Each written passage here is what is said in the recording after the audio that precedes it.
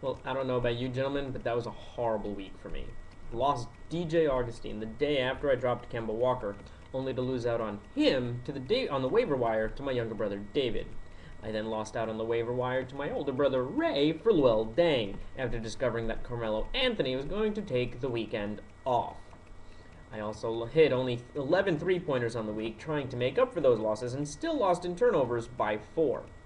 Lastly, I had the lowest adjusted field goal percentage thus far of 42.84%, thanks to miserable shooting by Samuel Delembert, Mike Conley, who both hit 38%, Iman Shumpert and Brandon Knight, who both hit 27%, and Carmelo Anthony, who hit 24% of his shots. Anyway, on to those matchups. Surprisingly, with such a dismal outing last week, I only lost 5-4 to the Yellow Jackets. He came out big with 54% shooting tops for the week. Power Ranger had a big week against the Spuros, formerly Awesomeness, winning 6-3-0. Power Rangers was able to hold on with 2 more steals than Spuros, but nothing else was really close, as Spuros had a dismal 317 points on the week. Tacos was able to just squeak out a 5-4-0 win against Poverty, although the only stat that was close was 3-pointers, which Poverty won by 5. Mockingbird dominated Hoopers 7-2-0 and only missed 8-1 by losing blocks by 3, thanks to Hoopers getting DeAndre Jordan to get 5 blocks on Sunday. Granted, Mockingbird also only won steals by 6, 3-pointers by 4, and turnovers by 2. 2 turnovers were Hooper's downfall on Sunday, as he had 9 to Mockingbird's 5 that day. But overall, Mockingbird did have 5 more games played on the week. Lastly, Serenity continues to clean up again, having the best record on the week. This time he went 7-1-1 against Santa, who had his worst adjusted field goal percentage yet of 47%. His only tie came in steals with 35, and Serenity held on to win blocks by 6 and only lost turnovers by 7.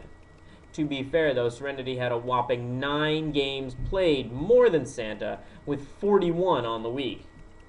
No trophies being handed out this week, with no records being broken, so we'll move right along to the power rankings.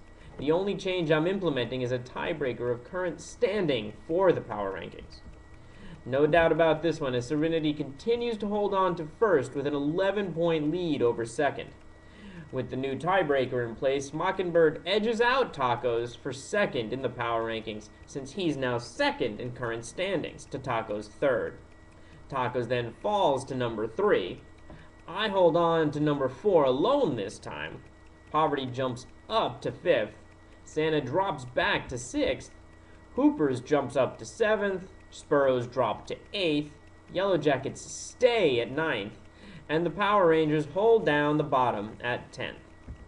This week, I'll take on Poverty in another brother versus brother matchup. Will I get Mello back this week? Will it be any good? Will Danny Granger keep his health and production going?